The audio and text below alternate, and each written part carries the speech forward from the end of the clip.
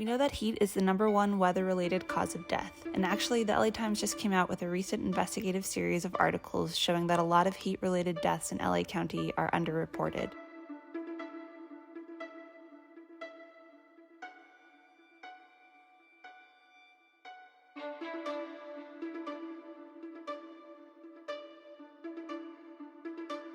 These heat-related deaths are spread disproportionately in communities in Los Angeles, so it's the folks who rely heavily on public transportation, who maybe walk to and from school, our elderly, and our workers who are really impacted by this climate catastrophe.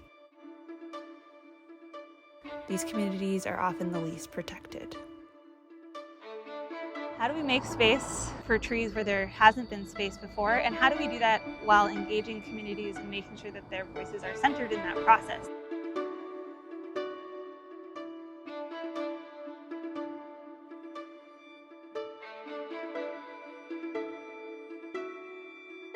Our organization's mission really reflects our desire to ensure that every single Angelino lives within walking distance of shade and within walking distance of tree canopy.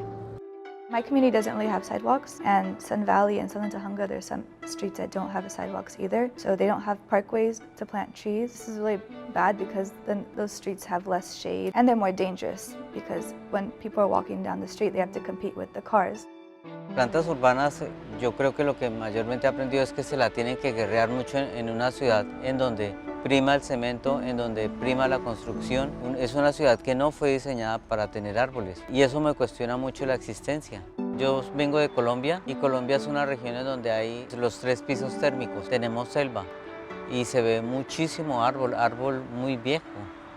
Siempre que miro hacia atrás, miro 3 árboles de níspero con muchas frutas y yo de chiquillo corriendo entre los árboles, subiéndome y jugando. Me doy cuenta que en lugares como estos, que se supone que han madurado un poco más en el tiempo, se ha dejado de darle la importancia a lo que verdaderamente lo tiene, como son los árboles, que es sembrar vida. Tree Ambassador program is about training everyday residents in different communities and educating people about trees, and so that they can go and teach other people why trees are important and how to plant trees and the importance of maintaining them. The Tree Ambassador program was born out of this knowledge and this idea that we need to really center local community knowledge in our programs in Los Angeles in terms of urban greening. And if we want to close the urban forest equity gap in Los Angeles, we have to directly compensate local leaders to help us achieve that goal. Yo recuerdo cuando era niña, mis padres no tenían carro y yo tenía que caminar a la escuela y a veces me tocaba caminar en el sol caliente. Qué bonito sería de que hubiera acceso verde en todos los vecindarios. In the last almost 2 years, we've planted about 40,000 trees in the city of LA alone, and that's through distribution events and adoption events. Like our tree ambassadors are starting to run some of those events in their own communities. And there are also street trees and even some park trees. To me, it's really not necessarily even about the number of trees we plant. It's so much more about, are those trees cared for, and how much have we engaged communities around stewarding those trees. In many ways, trees are the lungs of our city.